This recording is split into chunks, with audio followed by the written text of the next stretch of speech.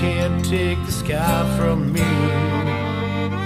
Take me out to the black, tell them I ain't coming back. Burn the land, boil the sea.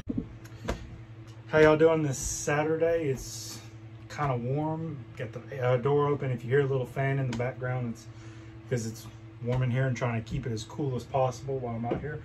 What I want to kind of do, you saw the two last videos, way over there, but you saw the two videos of the match because it was a long day. I think I got out there Saturday afternoon.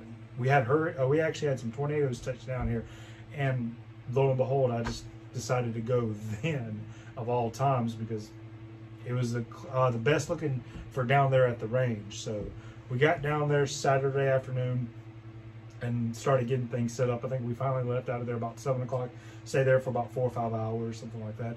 Got there Sunday morning about 6, and we didn't leave there till slightly over about 7 o'clock or so.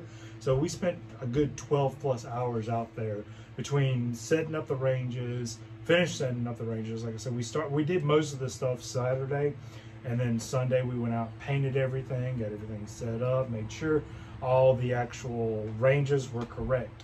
And then we shot the match. Great time. We had myself, a buddy of mine, Jack, Logan, and then we had a family with us. It was actually the dad, the mom, and the 2 kids. The dad and the 2 kids actually shot with us. So we were the slowest to finish. We were the last ones to actually finish, but it wasn't because of them. We actually had a mess up on where we were supposed to go at the first of all. But like I said, we did have 2 young guns and a new shooter with us. So we took our time, made sure they got as much as they can out there. We actually stretched them out on one of the stages where you saw me up in the tower.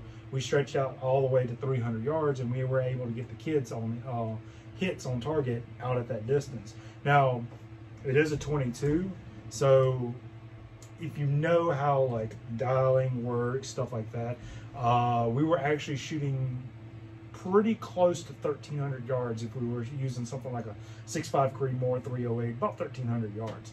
So that's some distance. With 22, you have a lot more wind to play with.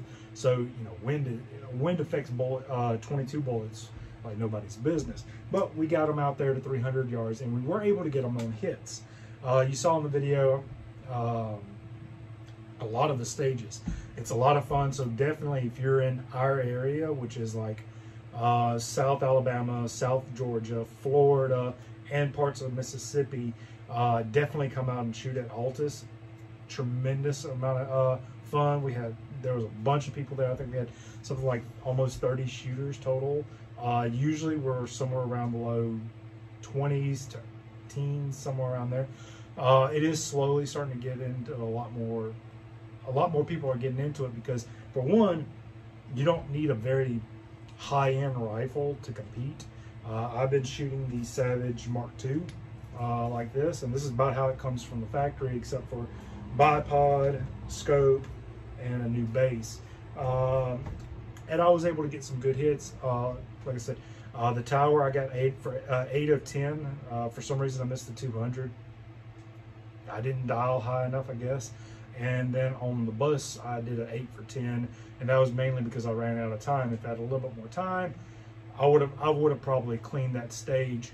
But that's you've got to have that balance between speed and accuracy. You need to go fast enough, but you also need to be slow enough to actually get hit. And that's kind of what this video is kind of going on about. This rifle's done me well so far. I have upgraded. I've got a CZ 457, and this will be the final time you actually see this rifle because it's actually going somewhere. The biggest problem with this rifle is 2 things. The magazines. I think the magazines are not the best, and it showed itself a lot during this last match. It throws rounds, like randomly just to throw a round. One of the stages we were shooting at 50 yards. We were trying to shoot out like I wish I had a playing card, but a playing card. It has an X in the middle, and we were trying to shoot the center of it out.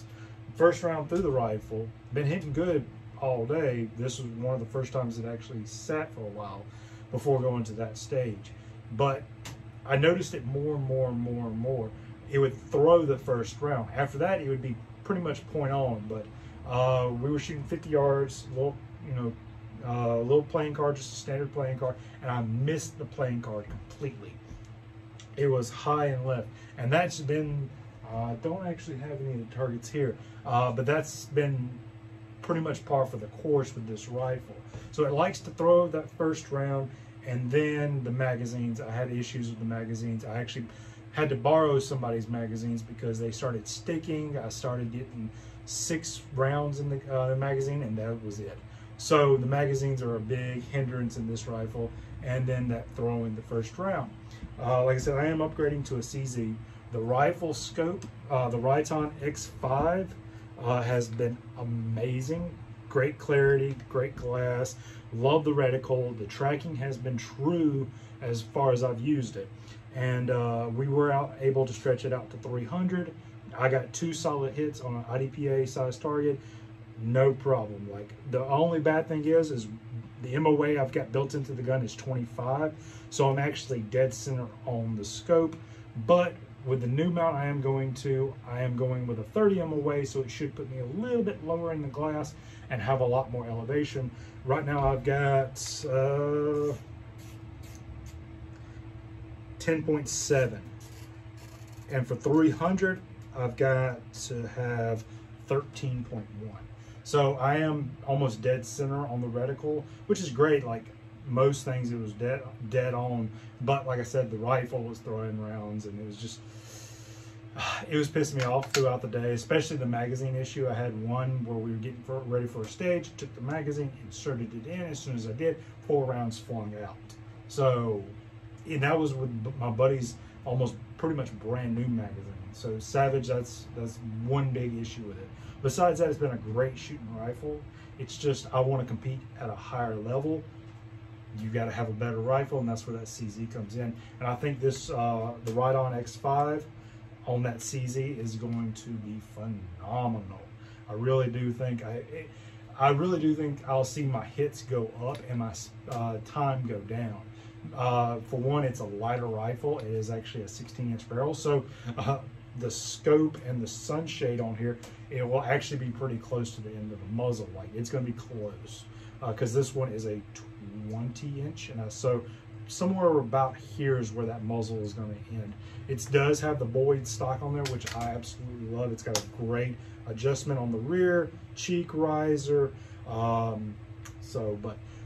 the scope has 100% been phenomenal after the issue with the turret, which the more I think about it, I just think some dust or dirt got into the screws and caused it to free spin. After that, no issues. It's been a great shooting optic on this rifle. It's actually been too much for this rifle, really and truthfully. That CZ, it's going to be you're putting good racing tires on a good racing car. Then this right here is you're putting racing tires on a Honda Civic. Yes, you're going to get a little bit more grip and you're going to go a little bit faster, but you're not really performing like you should.